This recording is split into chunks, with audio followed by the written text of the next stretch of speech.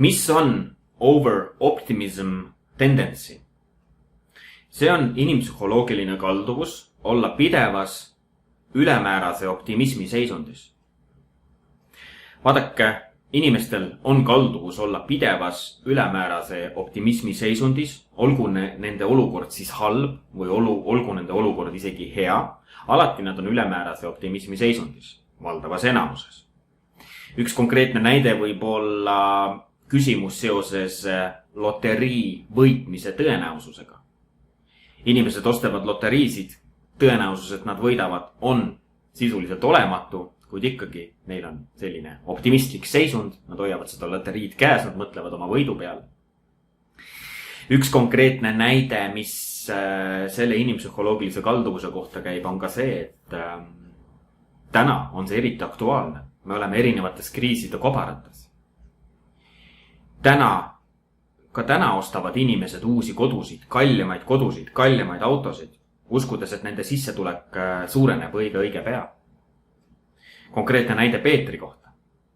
Oletame, et meil on tegelane Peeter ja ta ütleb niimoodi.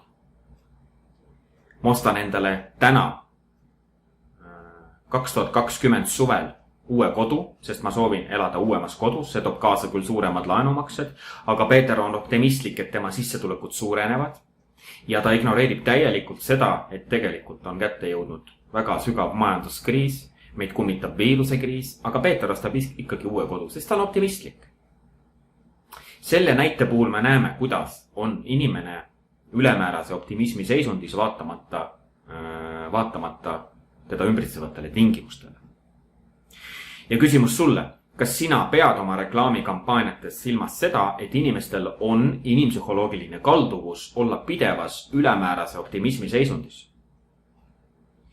Eriti praegu meie turundajad peame olema efektiivsed, sest et majandus on ka meie vastu muutunud tükk maad nõudlikumaks, kui seda oli varem.